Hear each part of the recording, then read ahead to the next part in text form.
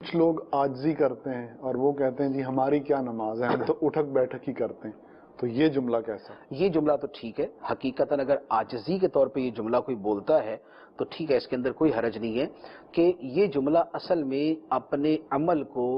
بارگاہ الہی کے شایان شان نہ سمجھنے کے طور پہ اللہ کہ یار ہمارے کیا روزے ہیں، اللہ تعالیٰ کی شایان شان تو ہم عبادت کر ہی نہیں سکتے، ہماری نماز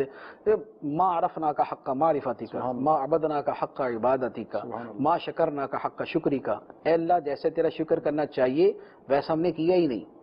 جیسے تیری عبادت کرنی چاہیے ویسے ہم نے کی ہی نہیں، جیسے تیری پہچان ہمیں ہونی چاہیے ویسے پہچان ہمیں ہوئی ہی نہیں۔ اللہ، تو دیکھیں یہاں اصلاً اس کی نفی کر دی جاتی ہے، تو یہاں عمل کی نفی جو ہے اصل میں وہ بندہ اپنی طرف نسبت کرتے ہوئے اور اپنے عمل کو کچھ نہ سمجھتے ہوئے یہ نفی کر رہا ہوتا ہے، تو اس کے اندر کوئی حرج نہیں، لیکن اس میں بھی تھوڑا سا یوں احتیاط کرنی چاہیے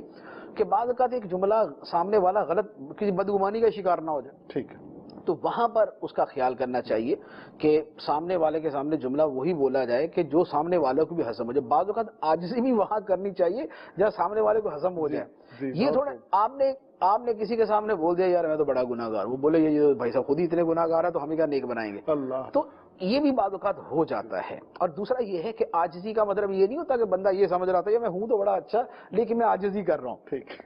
عاجزی کا یہ مطلب نہیں ہے، ٹھیک ہے، عاجزی کا مطلب ہے جو آپ بول رہے ہیں خود کو سمجھ رہے ہیں، اللہ اللہ، آپ یہ کہہ رہے ہیں کہ یار میں عبادت گزار نہیں ہوں اور اندر اندر آپ کہہ رہے ہیں کہ میں تو تہجد گزار ہوں، تو لیکن عاجزی کے طور پہ نا یہی کہنا چاہیے،